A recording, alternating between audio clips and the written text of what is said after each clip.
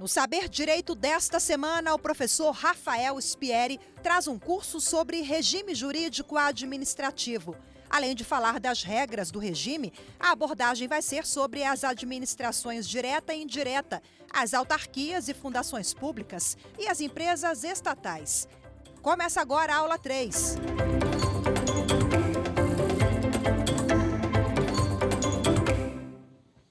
Pessoal, é com muita alegria que eu retorno aqui no programa Saber Direito para dar continuidade ao nosso curso de Organização da Administração Pública Brasileira. Meu nome é Rafael Spieri, eu, enquanto advogado, trabalhei bastante com licitações e contratos, representando interesses de alguns clientes, também com o regime estatutário de servidores públicos, e esse assunto vai ser importante para vocês. Quero dividir minha experiência também como professor preparatório para concursos públicos. Vamos fazer isso, direcionando o conhecimento de vocês rumo à aprovação em concursos de que você tem interesse. Vamos começar? Nessa aula de hoje, eu vou falar das autarquias e das fundações públicas, inclusive falando de alguns posicionamentos jurisprudenciais bem interessantes e que são dignos de cair em prova, tá? Eu queria chamar a atenção de vocês na ocasião que eu for falar, especificamente aqui das autarquias e fundações públicas, que são objeto dessa aula de hoje, tá ok? Na próxima aula, já advirto, como tem uma conexão, né? Autarquias e fundações são entidades da administração direta, mas não é errado pensar que também tem as empresas públicas e sociedade economista também como entidades da administração indireta. E essas duas eu vou deixar para a quarta aula, tá ok? Hoje vamos nos concentrar na aula de hoje em relação às autarquias e fundações públicas. Valendo? É o seguinte, vamos recapitular. O que nós vimos na aula passada? Autarquias e fundações públicas são entidades da administração indireta. Resultam, pois, de uma descentralização de competências, onde a entidade federada, responsável pela criação, transfere competências específicas para que elas atuem em áreas especializadas. Como foi explicado, no máximo elas terão um vínculo, né, finalístico de um controle exercido pela administração direta sobre a indireta sem qualquer hierarquia. O controle finalístico é um controle de resultado, né? Eu asseguro uma autonomia, uma liberdade para que a entidade, autarquia ou fundação desempenhe seus trabalhos sempre nos termos da lei, princípio da legalidade e dentro das políticas públicas daqueles que foram eleitos pelo povo, porque isso tem que ficar claro, regime democrático, tá ok? Muito bem, e é aqui o ponto de partida, a tal da descentralização. O que acontece? Artigo 37, inciso 19 da Constituição Federal. Ele é muito claro. Ele dita: autarquias serão criadas por lei específica. E lá no finalzinho ele coloca: as fundações serão autorizadas por lei específica. Eu até volto nisso logo mais. Vamos concentrar nas autarquias. Autarquias serão criadas por lei específica. Eu vou repetir. Lei específica. De onde é que ele tirou essa palavrinha específica, gente? Princípio da especialidade. Repito, princípio da especialidade. Lembra que eu disse que cada entidade, no caso aqui as autarquias, cada uma das autarquias, serão criadas para atuar dentro de uma área específica? O que o Constituinte fez? O Constituinte pegou e destacou isso, que eu tenho que ter uma lei que trate especificamente do campo de atuação dessa autarquia. É uma lei que não pode ser pluritemática, ela tem que ser uma lei monotemática. Então, por exemplo, eu quero criar uma autarquia que vai atuar em uma determinada área de pesquisa. Ok, qual é a área de pesquisa? Eu tenho que disciplinar isso na lei. Essa lei vai cuidar da criação da autarquia, seus principais órgãos e competências. É correto afirmar que essa autarquia será criada por lei específica. Seria uma lei pluritemática, uma lei que aborda uma diversidade de assuntos que fogem da área para a qual a autarquia está sendo instituída. Vamos voltar aqui no exemplo. Eu estou criando uma autarquia para atuar dentro de uma área específica. Vamos supor a área de pesquisa, em campo ambiental. Essa lei não pode abordar uma diversidade de assuntos. Por exemplo, eu vou aproveitar essa lei para liberar recursos aqui para determinada fundação. Mas não pode. Porque essa lei é uma lei que cuida especificamente da autarquia e da área, o campo de sua atuação. Essa lei pode disciplinar as competências da autarquia, quais são os seus órgãos e respectivas competências, do regime jurídico ao qual está estabelecido os seus servidores. Essa lei tem que cuidar especificamente da entidade. Então, por isso, ela não pode ser pluritemática, isto é, abordar diversos temas, diversos assuntos. Deu para entender? Rafael, como é que isso cairia na minha prova? Boa pergunta. Em nível de concurso público, eles podem cobrar que uma autarquia será criada por lei específica, isto é, uma lei monotemática. Certa a resposta. Rafael, e se ele cobrar assim, uma autarquia pode ser criada por lei? Está errado? Não. Mas, Rafael, a questão não cobrou lei específica. Tudo bem, não tem problema, grava isso. É lei.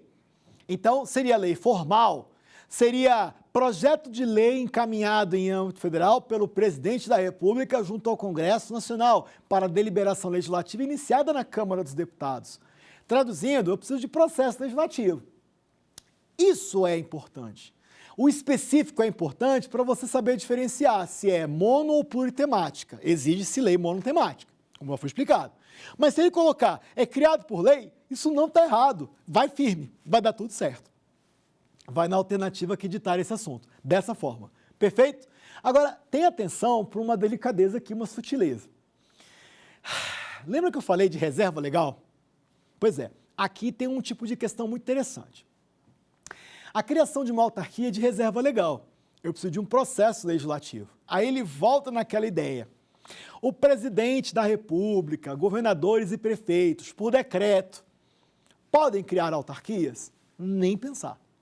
Eles vão ter que encaminhar projeto de lei, porque o decreto não tem estatura normativa exigida constitucionalmente para a criação de autarquias. E já advirto, quando a Constituição exige lei, esquece, é reserva legal, não cabe decreto. Rafael, mas o decreto pode eventualmente organizar? Ok, desde que não gere ônus, aumento de gastos, ok, mas não pode, grave bem, criar ou mesmo autorizar, a gente vai ver depois em fundações públicas e empresas estatais. Mas aqui, para as autarquias, concentre nelas. Elas não podem ser criadas por decreto. Rafael, eu estou aqui encafifado desde a aula passada, na verdade até da primeira aula, pessoal, eu estou aqui encafifado com uma coisa. Pois não, prossiga. Rafael, seria possível medida provisória para criar uma autarquia? Boa pergunta, hein? É o seguinte, a medida provisória ela é definida no artigo 62 como sendo um ato legislativo, só que de autoria do presidente da República. Então, seria dizer que o presidente da República, no exercício da função legislativa, que lhe é atípica, pode editar normas por medida provisória. Só tem uma coisa. Logo no caput, o Constituinte é muito claro. Medidas provisórias têm como causa geradora urgência e relevância do tema. Então, é dizer assim, autarquias podem ser criadas por medida provisória? Podem, desde que haja urgência e relevância nesse tema. Eu particularmente acho que o ideal seria tratar como exceção, tá? Então, na minha concepção, seria dizer assim, autarquias são criadas por lei, mas é possível excepcionalmente criar por medida provisória, desde que haja justificativa de urgência e relevância no tema. Deu para entender? Caiu na prova, certinho, isso não está equivocado. Aliás, foi uma excelente participação dos senhores e senhoras, viu? Eu adoro quando o pessoal participa das minhas aulas. Energia está boa. Agora vamos dar prosseguimento à análise das autarquias. Elas são pessoas jurídicas de direito público. Disso não há qualquer controvérsia. O próprio Código Civil dita que autarquias são pessoas jurídicas de direito público. Isso está numa forma do artigo 41 do Código Civil. Galinha morta. Agora, qual a consequência disso? Esse é o ponto bacana. Quando você diz que a entidade tem personalidade de direito público, dessa afirmativa brotam as consequências. A primeira já grava. Toda entidade de direito público, toda entidade da administração indireta com personalidade de direito público é criada por lei específica. E aqui eu tenho que destacar o que isso quer dizer. Uma autarquia é criada por lei. Ela não é criada com registro. O Código Civil, no artigo 45, fala que pessoas jurídicas serão criadas com registro. Por exemplo, uma empresa privada será criada com registro na junta comercial. Ok. É dizer que, a partir do registro, brota a chamada personalidade. Deu para acompanhar? Mas é que tá. Quando você tem uma disposição constitucional, artigo 37, inciso 19, taxativamente dizendo, autarquias serão criadas por lei específica, você tem uma regra do direito público derrogatória do direito privado, seria o Código Civil no artigo 45. Então fica errada a questão que disser que autarquias são criadas com registro. É mais comum de prova cair assim, autarquias são criadas por lei específica, certo? Agora, se ele colocar autarquias serão criadas com registro, isso está equivocado. Rafael, e se ele falar autarquias serão autorizadas por lei específica? Errado. Pessoas jurídicas de direito público, grave isso, na administração indireta, serão criadas por lei específica independentemente do registro, porque a personalidade brota a partir da vigência da respectiva lei de criação. E sempre que eu falar criada por, entende-se também como regra extinta por. Lá nas empresas estatais vai ter um julgado bem legal, né? ADI 6241, mas depois vai ver. Depois, controle de constitucionalidade interessante sobre as empresas estatais. Mas aqui, nessa aula, que você tem que saber, a autarquia é criada por lei específica independente de registro. Se ele colocar ela é autorizada, está errado. Sabe por causa do quê? Eu vou te explicar. No direito administrativo, as entidades da administração indireta com personalidade de direito público são criadas por lei. As que são autorizadas por lei específica são as pessoas jurídicas de direito privado.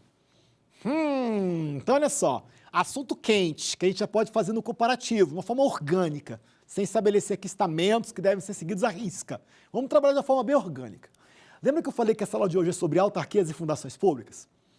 Pergunta clássica. Fundações públicas têm que tipo de personalidade? Direito público ou direito privado?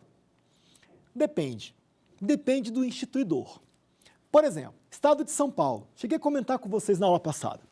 O Estado de São Paulo optou por criar uma fundação pública com personalidade de direito privado chamada Fundação Padre Anchieta. Pode isso, Arnaldo? Pode.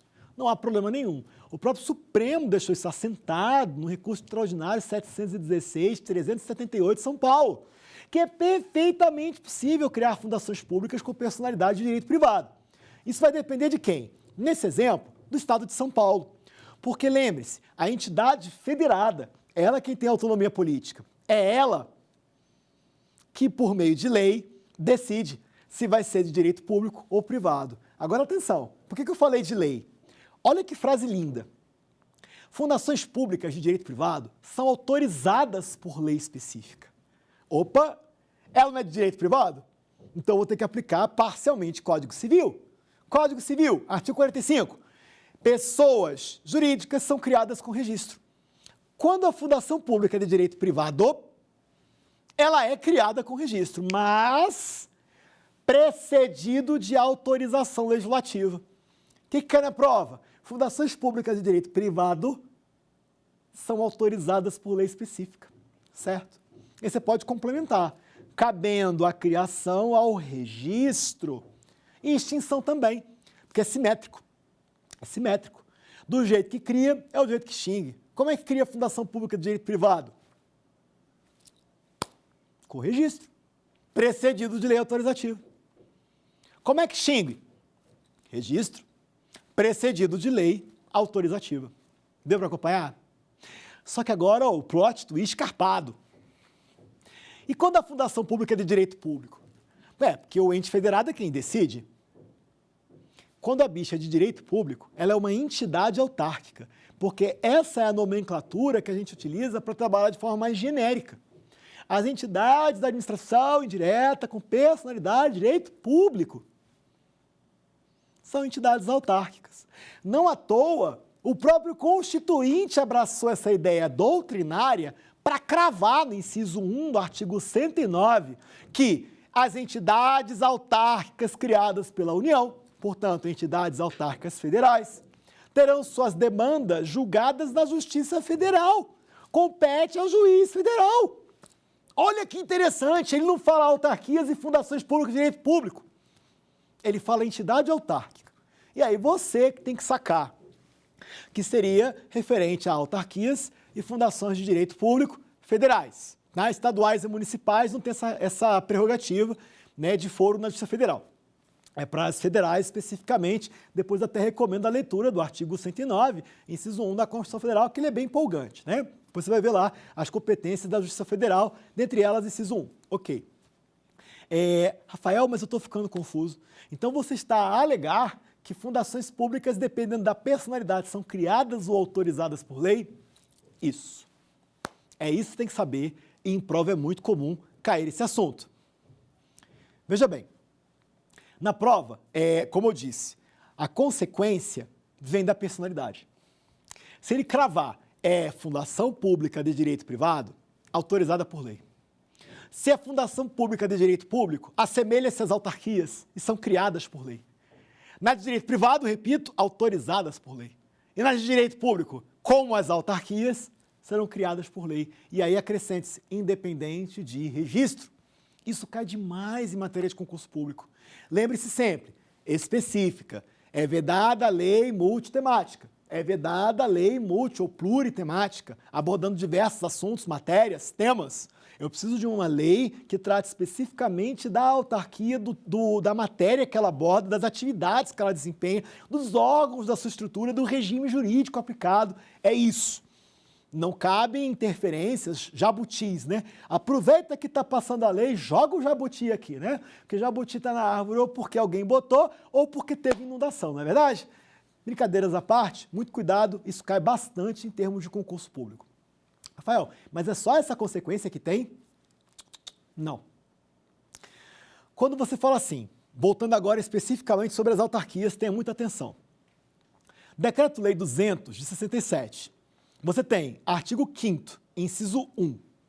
As autarquias são serviços autônomos, que são constituídas para o desempenho de atividades que são próprias do Estado, próprias da administração. O que o legislador quis com isso? Surge uma diversidade de interpretações. Eu gosto de buscar aqui a parte final do dispositivo, porque ela ajuda pra caramba a entender. Ele coloca, são entidades com personalidade de direito público, na verdade nem cita, né, que é direito público, mas ele coloca, autarquias são entidades destinadas a atividades que são próprias, são típicas de administração pública. Aí ele bota, cujo desempenho precisa de uma gestão descentralizada. É especialidade, perfeito? Agora, do que consiste essa gestão descentralizada? Não é como você analisar de forma separada o inciso 1 do artigo 5º, divorciado do inciso 4, tá? Eu não vou dar muita ênfase agora no inciso 4, vou só pegar um trechinho dele. É mais ou menos assim. No inciso 4, você tem disposto que as fundações, elas são constituídas para desempenhar atividades que não exijam personalidade de direito público. Pegou? Volta nas autarquias. Código Civil, pessoas jurídicas de direito público. Acrescenta, parte final do inciso 1, que são constituídas para atividades próprias de administração que dependem de uma gestão descentralizada. Daí subentende-se, e isso é interessante carregar para a prova. Ora, que atividades são essas? Via de regra, atividades de intervenção do domínio privado e também do poder de polícia. Especificamente nesse segundo, muito importante, preste atenção. Vamos pegar um exemplo. A Anvisa, ela é uma autarquia federal. Ela foi constituída na forma de autarquia porque entendeu a União que a atividade dela precisaria de uma gestão descentralizada. E por que é considerada atividade própria de administração pública? Repara, a Anvisa edita resoluções. E essas resoluções têm que ser atendidas. Ela normatiza um determinado setor. Ora, é correto afirmar que com essa normatização ela constitui particulares, por exemplo, farmácias, de obrigações na atividade empresarial delas? Sim. Percebeu? É um poder de polícia sendo exercido em campo normativo.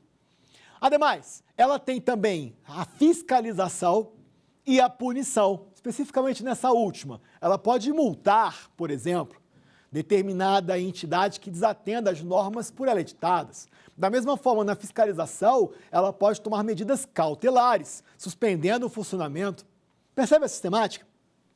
Então é correto afirmar que essas atividades exigem proteção, prerrogativas específicas. E, gente, toda prerrogativa de Estado provém do direito público, não vem do direito privado. O direito privado cuida das regras para nós, particulares. Autonomia de vontade, podemos fazer tudo que a lei não proíbe.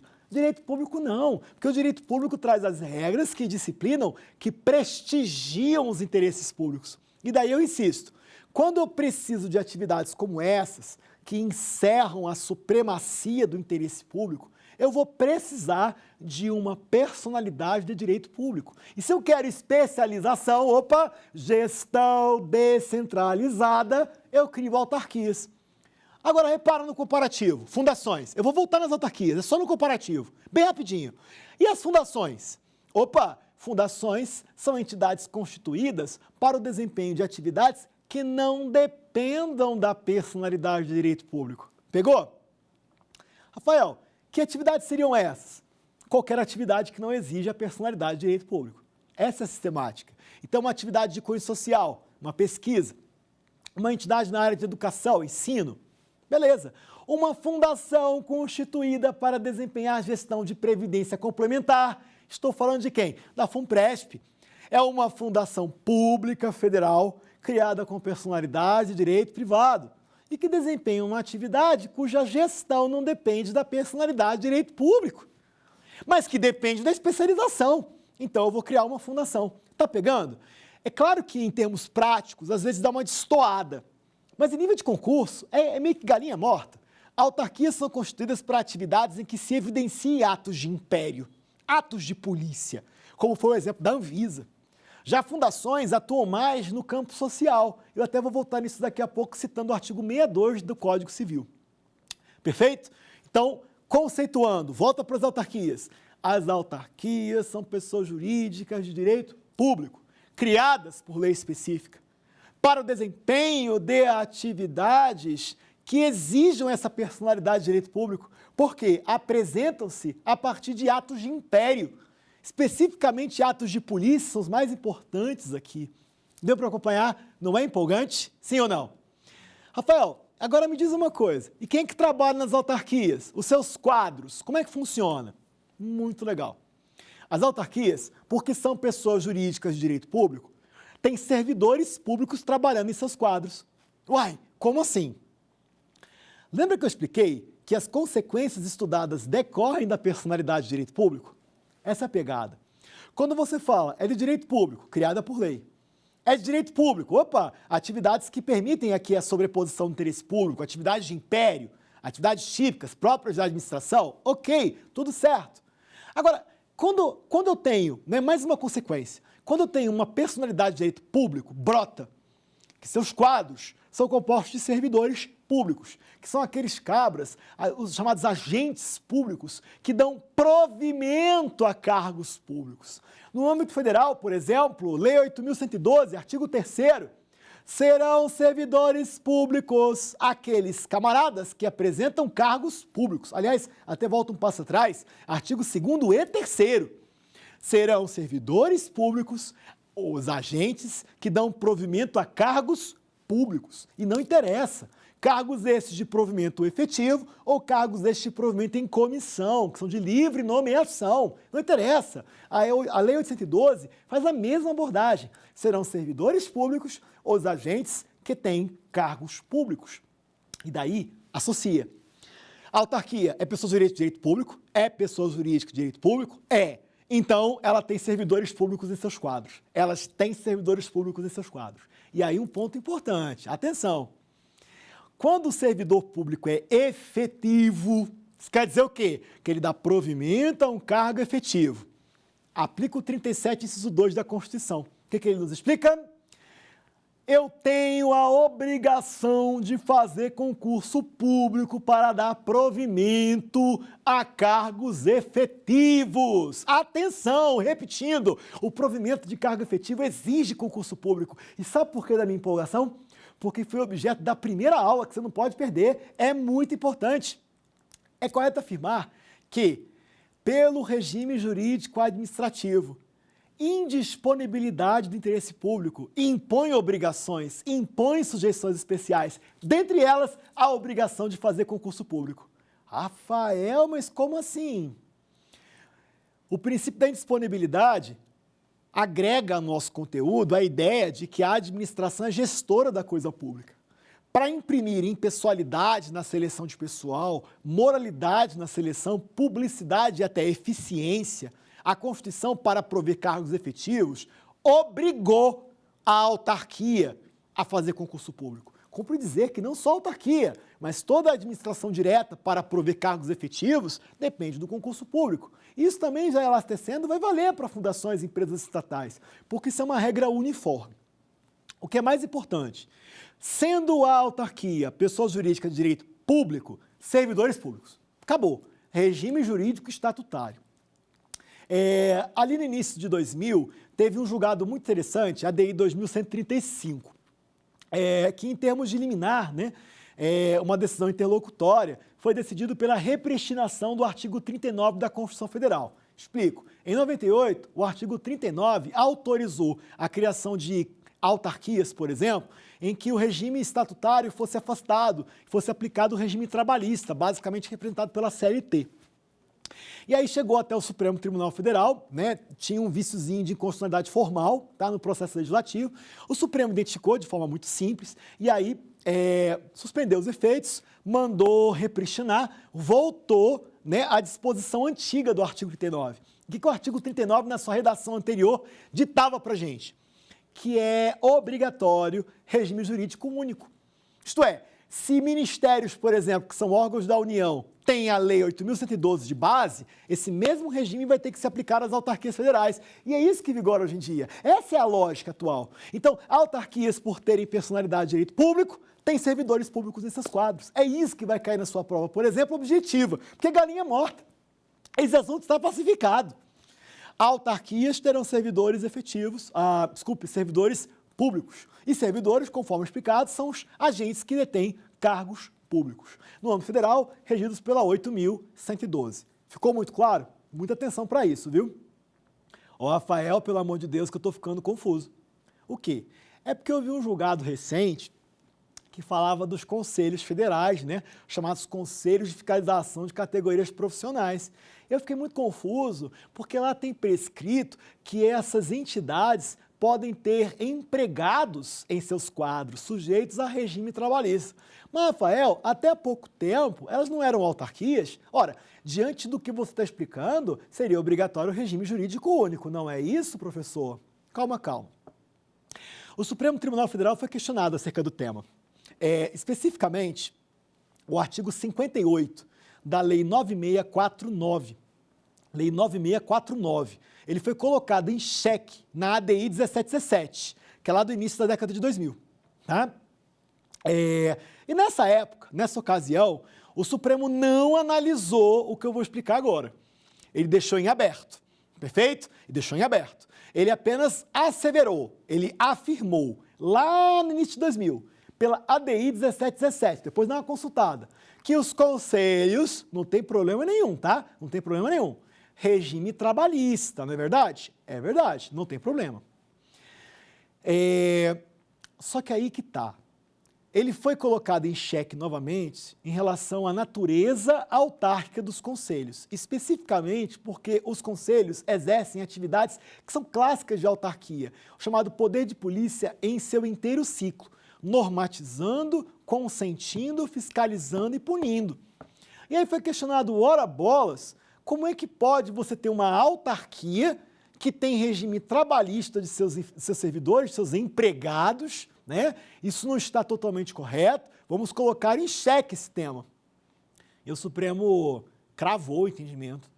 Nós temos a ADI 5367, ADC 36 e a DPF 367, todas julgadas no mesmo sentido. Não há qualquer impedimento, não há inconstitucionalidade do artigo 58 da Lei 9649, algo que já tinha sido apreciado inicialmente pela Lei 1717. Não há nenhuma inconstitucionalidade na contratação de empregados seletistas. Então fica assim, ó, conselhos, eles exercem atividades clássicas de autarquias, sem problema. Mas em seus quadros não tem servidores públicos. Teremos empregados públicos. Rafael, mas eles são empregados seletistas? E o concurso público? Calma, calma. O Supremo não disse que não tem que fazer concurso público, sacou? O Supremo alegou que, uma vez realizado o concurso, aprovados, serão sujeitos a regime trabalhista. Não há nenhuma inconstitucionalidade disso. Está vendo que o regime jurídico é ele que mais importa? O regime jurídico de direito público exige o concurso. O regime jurídico de direito público exige o concurso, mas eu não preciso aplicar o regime jurídico no tocante ao regime jurídico aplicado aos agentes que atuam nos quadros. Eu posso adotar o regime do direito privado, que é o regime trabalhista. Então, olha que doideira. É uma entidade que tem atividades clássicas de autarquia e que, por isso, tem que fazer concurso público para seleção de pessoal, porém, os aprovados não precisam se submeter ao direito público no tocante ao regime estatutário. Podem se submeter, sem qualquer vício de inconstitucionalidade, ao regime trabalhista. Rafael, em relação à OAB, muito bacana. Sua pergunta é sensacional. A OAB, ela foi julgada, salvo engano, ali em 2005, 2006 ou 2004, não estou bem lembrado, cravando a data. Em matéria de controle de constitucionalidade, foi apreciada a ADI 3026. O que essa ADI alegou para a gente? Que a OAB é uma categoria ímpar de entidade, que não pode ser sujeita a um regime convencional do direito público. Tem que ter um regime ainda diferenciado, um pouquinho além do que é comum no direito público, especificamente. E daí foi entendido assim: galera da OAB, que trabalha na entidade OAB, direito privado no tocante a regime trabalhista. Não tem regime estatutário. Não aplica, não aplica, não aplica. Relaxa.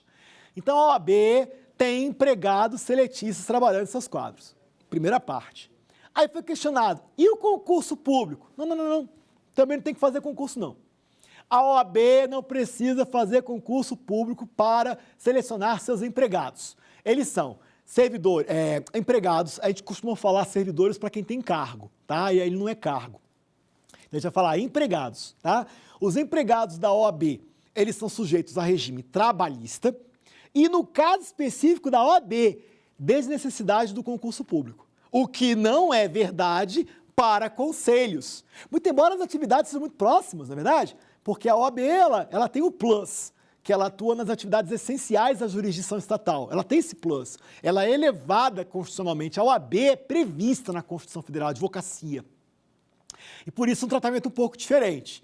Mas no frigir dos ovos, analisando estruturalmente, analisando as atividades dentro de um campo profissional, é muito próximo.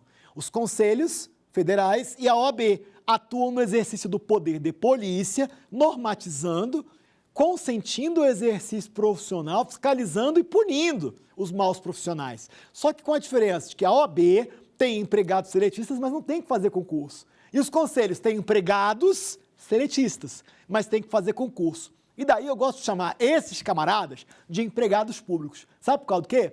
Porque tem que se submeter a concurso público. Então, não à toa os conselhos, por exemplo, Conselho de Odonto, Conselho Regional de Odontologia, concurso público.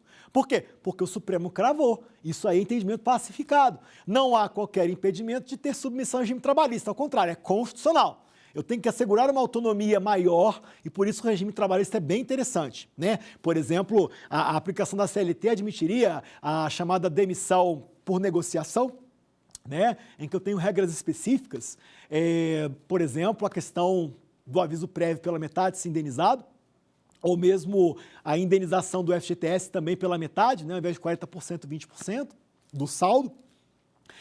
Isso é interessante para dar uma certa autonomia, né? Até para reduzir encargos e também autorizar a demissão, tá? Que não é por justa causa, ele é conciliada, é a gente pode chamar de resilição e não uma resolução, enfim. Mas o mais importante é assegurar a partir do direito trabalhista uma maior autonomia. Isso é bem-vindo. O Supremo alega que não há problema nenhum, né?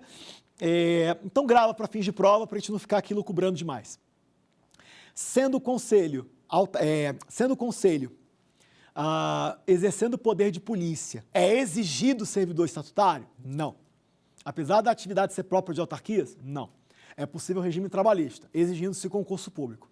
Diferentemente, a OAB, que apesar de ter atividades parecidas com as dos conselhos profissionais, por causa do status diferenciado previsto na Constituição Federal, a OAB ela não tem que fazer concurso público para selecionar pessoal que será regido pelo regime trabalhista. Deu para acompanhar? Depois dá uma lidinha, jurisprudência, ADI 1717, que foi o primeiro enfrentamento do STF acerca do tema. Depois, a ADI, que eu falei, 5367, que é mais recente, junto com a DPF 367 e a ADC 36. E, por último, dá uma lidinha na ADI 3026, que é sobre a OAB especificamente. Tá ok? Agora vamos prosseguir. Rafael, prosseguir com o quê? Com as fundações públicas. As fundações públicas de direito público são similares às autarquias. Resumindo, elas se submetem às mesmas regras explicadas para as autarquias. Olha que interessante. São criadas por lei específica, elas têm servidores públicos estatutários, quando o cargo é efetivo, sujeitos a concurso público, quando o cargo é em comissão de livre nomeação. Esse não é o foco, mas é perfeitamente correto afirmar que existe esse concurso público e o provimento será de cargos públicos, sujeitos a regime estatutário. Se a fundação pública é federal, por exemplo, FUB, que é de direito público, nós teremos servidores públicos sujeitos a 8.112, tá ok? Olha que interessante. Rafael, entendi, mas e quando a fundação pública é de direito privado? Bicho, muda tudo, porque a de direito público é criada por lei específica, a de direito privado é autorizada por lei específica. Da mesma forma, a consequência do direito privado, eu não tenho servidores estatutários na Fundação Pública de Direito Privado. Pega de assalto a FUNPRESP-ESE, Fundação Pública de Direito Privado. Ela não tem servidores efetivos. Eles são, nós temos nos quadros efetivos concursados, só que empregados públicos seletistas, sujeitos a regime trabalhista. Olha que empolgante. Mudou, no comparativo. Fundação de Direito Público, estatutário. Fundação Pública de Direito Privado, seletista. Rafael, mas e quantas atividades que eu estou aqui encafifado? Volta lá, Decreto-Lei 200, agora sim, artigo 5º, inciso 4. O que esse dispositivo nos dita? Que as fundações serão criadas para desempenhar atividades que não exigem personalidade de direito público. Que não exigem personalidade de direito público. E que atividades seriam essas, basicamente? Seriam as atividades que seriam disciplinadas por lei complementar. Explico. Finalzinho do artigo 37, inciso 19 da Constituição. O que ele nos dita? Bom, parte final, que as atividades de fundações serão tratadas por lei complementar. Rafael, como assim? O Constituinte entendeu que o campo de atuação teria que ser disciplinado por lei complementar. Isto é, uma lei encaminhada por projeto do presidente da República, uma lei complementar junto ao Congresso Nacional, deliberar-se-ia sobre o campo de atuação dessa fundação. Sem problema. No âmbito doutrinário, é correto afirmar, no caso especificamente, uma opinião da qual compartilho e recomendo para efeito de prova, que o Constituinte exige a lei complementar para regular o campo de atuação, quer da Fundação de Direito Público ou da Fundação de Direito Privado, não importa. Mas, atenção para essa pegada, é correto afirmar que são atividades sociais. Sabe por causa do quê? No âmbito federal, não existe uma lei complementar que aborde o tema. E quando não tem a lei, eu vou ter que aplicar a legislação que trata do tema, que aqui é o famigerado Código Civil, no artigo 62. Lá, você tem a enumeração do campo de atuação de fundações privadas. Repito, artigo 62 do Código Civil. Lá você tem a disciplina da área de atuação de fundações privadas, que são chamadas fundações criadas por particulares. Já as fundações públicas, que são criadas pelo Estado, essas, em tese, teriam que ter uma lei complementar disciplinando a área de atuação, correto?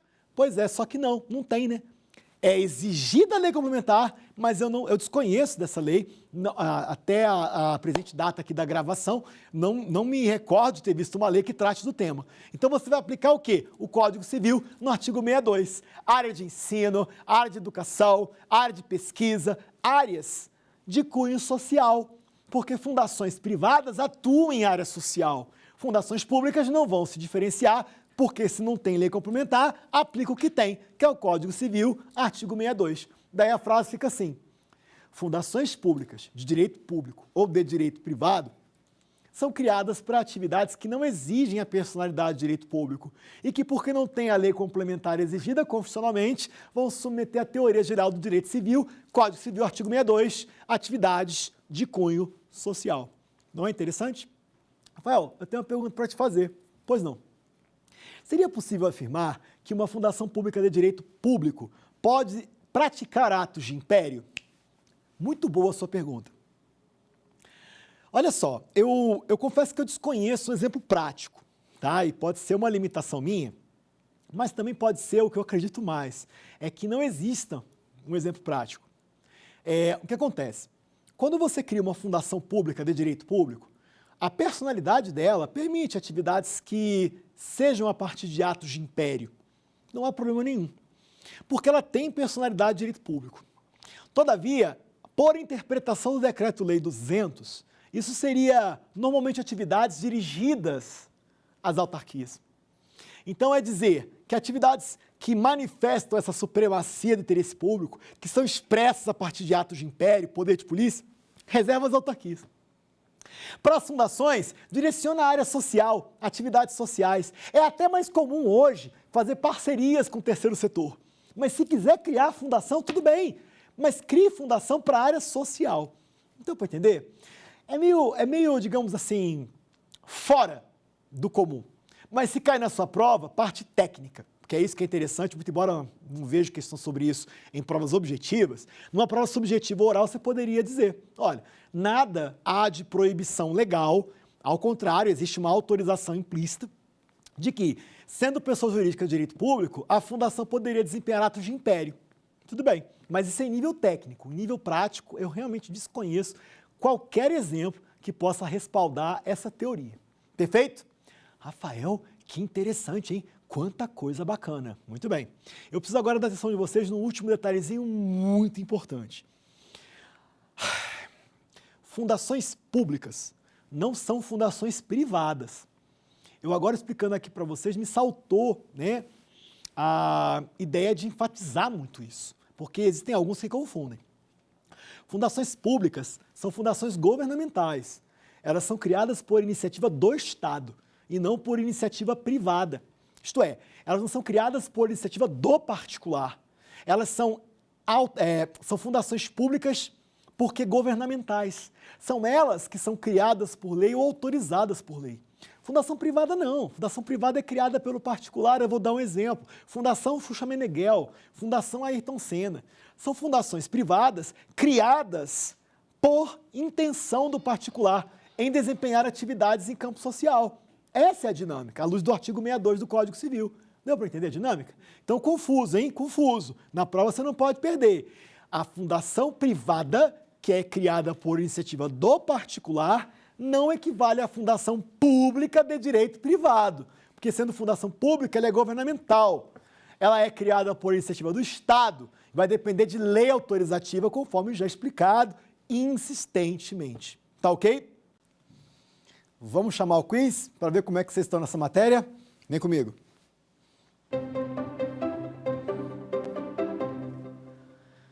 A Autarquia Federal Alfa, regularmente constituída, desempenha funções que, despidas de caráter econômico, são próprias e típicas do Estado.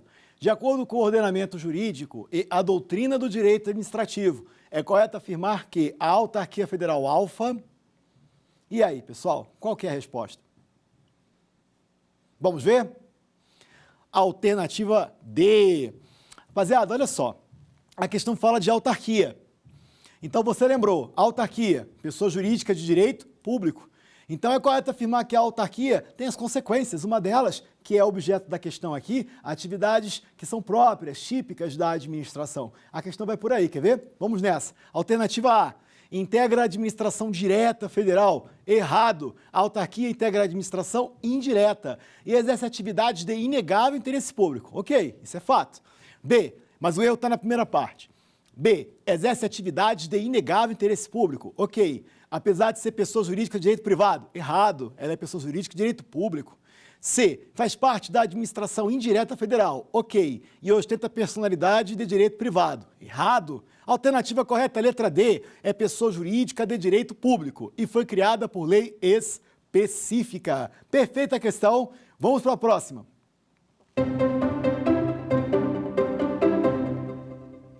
São traços comuns às fundações públicas e às autarquias. E aí, pessoal, qual que é a resposta? Questão boa, né? Se amarrou? Vamos ver a resposta? Gabaritos da questão. Alternativa A. A criação depender de lei específica. Presta atenção, isso é uma questão capciosa. Se na sua prova cair assim, todas as entidades da administração indireta, inclusive empresas públicas e sociedades de economia mista, dependem de lei para que sejam criadas, a resposta é correta. Veja que nessa questão eu não estou desdobrando se é criada ou autorizada, nada disso. Seja criada ou autorizada por lei específica, depende de lei e é por isso que a questão, então, a resposta fica alternativa A. A criação depende de lei específica. Agora, ó, alternativa B, a possibilidade de se revestir de personalidade de direito privado. Está errado, porque a autarquia não pode ter personalidade de direito privado. Autarquias têm personalidade de direito público. Cuidado. Fundações públicas, sim, podem ter personalidade de direito público ou privado conforme a intenção do ente federativo responsável pela criação. Alternativa C, integram a administração direta. Errado, porque ambas integram a administração indireta. E D, letra D, a não sujeição ao controle finalístico. Gente, por favor, né? Você não pode errar uma dessa errado, porque todas as entidades da administração direta, como regra geral, estão submetidas a um controle finalístico, ok? Vamos para a próxima. Vamos lá, pessoal. O Estado Beta editou legislação que, 1. Define a saúde pública como área de atuação passível de exercício por fundação pública de direito privado. Ok. 2. Autoriza a instituição de fundações públicas de direito privado, destinadas à prestação de serviços de saúde, hospitais e institutos de saúde. Perfeito. 3. Atribui a essas entidades autonomia gerencial, orçamentária e financeira, além de estabelecer o regime seletista para a contratação de seus funcionários. No caso em tela, de acordo com a jurisprudência do Supremo Tribunal Federal, a mencionada legislação estadual é, letra A, inconstitucional, tendo em vista que essas fundações públicas de direito privado não podem prestar serviços de saúde, sendo certo que tais fundações são veladas pelo Ministério Público Estadual. Alternativa B, inconstitucional, tendo em vista que deve ser adotado o regime jurídico estatutário para seus servidores, por se tratar de fundações públicas, gozando essas entidades das prerrogativas processuais como a isenção de custas. Alternativa C, constitucional, e essas fundações públicas de direito privado não fazem jus à isenção das custas processuais, mas integram a administração pública indireta e estão sujeitas ao controle financeiro e orçamentário realizado pelo Tribunal de Contas. Alternativa D, inconstitucional, tendo em vista que deve ser adotado o regime jurídico estatutário para seus servidores, por se tratar de fundações públicas, mas suas contratações prescindem de prévia licitação. E aí, pessoal, qual que é a resposta? Muito boa a questão, não é verdade? A resposta é a alternativa C. Vamos recordar. A questão fala da criação de uma fundação pública de direito privado. Ok, é possível? Sim. De acordo com o STF, coloquei para vocês 2 julgados, um em controle concentrado, que foi a ADI 191/DF, lá do início da década de 90. E aí, mais recente, ali em 2016, o RS 716-378/São Paulo. Ali, tanto como lá de trás, na ADI 191, ficou cravado, jurisprudência do STF, de que é perfeitamente possível criar fundações públicas com personalidade de direito público ou com personalidade de direito privado. Até aí, ok. Mas qual a consequência? Ok, se ela é de direito público, concurso. De direito privado, concurso. Mas o reflexo, a de direito público tem servidores estatutários e a de direito privado, empregados públicos. Tranquilo? Ademais, atividades das fundações serão disciplinadas por lei complementar. Não havendo a lei complementar, como é o caso, aplica o artigo 62 do Código Civil, resumindo, atividades de cunho social, por exemplo, na área de saúde, que me parece que é o caso da questão. Até aqui tranquilo? E ainda, para encerrar esse debate aqui, passamos a leitura das alternativas, as críticas que precisam ser feitas. Fundação Pública de Direito Privado, por ter essa personalidade, não gozam de prerrogativas de cunho processual, uma delas, a isenção de custas processuais do artigo 91 do CPC. Vamos criticar as alternativas? Alternativa A, resposta é a alternativa C. Alternativa A, inconstitucional? Errado, essa lei é constitucional. Haja vista que essas fundações de direito privado não podem prestar serviços de saúde. Errado. Tá? Elas podem, está previsto no Código Civil, artigo 62. Sendo certo que tais fundações são veladas pelo Ministério Público Estadual. Ok. Alternativa B, inconstitucional, tendo em vista que, errado, né, porque é constitucional, tendo em vista que deve ser adotado o regime estatutário para seus servidores. Errado, porque ela é de direito privado, nós temos empregados públicos, gozando essas entidades das prerrogativas processuais como a isenção de custos. Errado, por ter essa personalidade, não goza dessa isenção do artigo 91 do CPC. Alternativa correta, C, é constitucional e essas fundações públicas de direito privado não fazem jus à isenção porque são de direito privado. Mas, por outro lado, elas integram, de fato, a administração indireta e estão sujeitas ao controle financeiro e orçamentário realizado pelo Tribunal de Contas, que é um tópico específico que eu vou comentar na aula 5. D, inconstitucional, errado, porque é constitucional, tendo em vista que deve ser adotado o regime estatutário, errado, né? E ainda, suas contratações prescindem, quer dizer, não precisam de prévia licitação, errado, porque a Constituição é clara. Artigo 37, inciso 21, a administração pública direta e indireta está sujeita à realização de licitação para suas contratações públicas. Vamos fazer um resumo da aula de hoje? Olha que bacana. O que nós estudamos nessa aula? Nós estudamos as autarquias e fundações públicas. Estudamos que as autarquias são pessoas jurídicas de direito público e isso traz consequências. Basicamente, elas são criadas por lei específica, independente de registro. Nos seus quadros, teremos servidores públicos ocupantes de cargos públicos. Ao contrário, fundações públicas podem ser de direito público ou de direito privado. Quando de direito público, são como autarquias, são entidades autárquicas e seguem as mesmas regras. São pessoas jurídicas de direito público criadas por lei específica e em seus quadros teremos servidores públicos estatutários. Quando a fundação pública é de direito privado, isso é perfeitamente constitucional, inclusive fizemos uma questão recente aqui exatamente sobre esse tema. Sendo ela de direito privado, ela será autorizada por lei específica e, em seus quadros efetivos, através de concurso público, serão selecionados empregados públicos, sujeitos a regime trabalhista. Quanto às atividades, muita atenção. As autarquias são constituídas para atividades que são próprias, típicas da administração e se correlacionam, como expliquei para vocês, via de regra com atos de império, exercício do poder de polícia, a exemplo da Anvisa, como tratei com vocês. Já fundações públicas é um pouco diferente. A gente vai aplicar o 3719 da Constituição, parte final, que vai destacar que lei complementar disciplinará as atividades, o campo de atuação delas. Como não tem lei complementar, joga no Código Civil, artigo 62, atividades de cunho social. Perfeito? E uma última consideraçãozinha, tá lembrado da OAB? Tá lembrado dos conselhos? Muito cuidado, porque esse é um assunto que vai estar correlacionado nas provas em relação às autarquias, né? A gente vai interpretar que os conselhos federais desempenham atividades próprias de Estado no âmbito do exercício do poder de polícia, exercendo o ciclo de polícia em sua plenitude, normatizações, consentimentos, fiscalização e sanções, e por isso desempenham atividades próprias de Estado. Contudo, atenção, elas não terão servidores públicos, mas sim empregados públicos sujeitos a regime trabalhista. Isso ficou cravado, tá? Entendimento do STF. Da mesma forma, é correto afirmar que a OAB tem uma diferença, né, em relação às demais autarquias, as convencionais. A OAB também vai ter empregados públicos sujeitos a regime trabalhista, regime seletista, mas, diferentemente dos conselhos, não precisará realizar concurso público, também jurisprudência cravada do Supremo Tribunal Federal. E, gente, só para nunca esquecer, tá? As entidades da administração indireta são as autarquias, fundações públicas, empresas públicas e sociedade de economia mista. Nessa terceira aula, eu só abordei as autarquias e fundações. Porém, ainda existem as empresas públicas e sociedades de economia mista, todas, como já foi falado, e insisto mais uma vez, dependem de lei específica para a sua criação. Gente, então eu chamo vocês para a próxima aula, onde nós estudaremos, como falei, as empresas públicas e sociedade de economia mista. Não percam! Quer dar alguma sugestão de tema para os cursos do Saber Direito? Mande um e-mail para a gente, saberdireito@stf.jus.br ou entre em contato pelo WhatsApp. O número é esse que aparece na sua tela. Você também pode estudar pela internet. Acesse o nosso site tvjustiça.jus.br ou pode rever as aulas no canal do YouTube TV Justiça Oficial.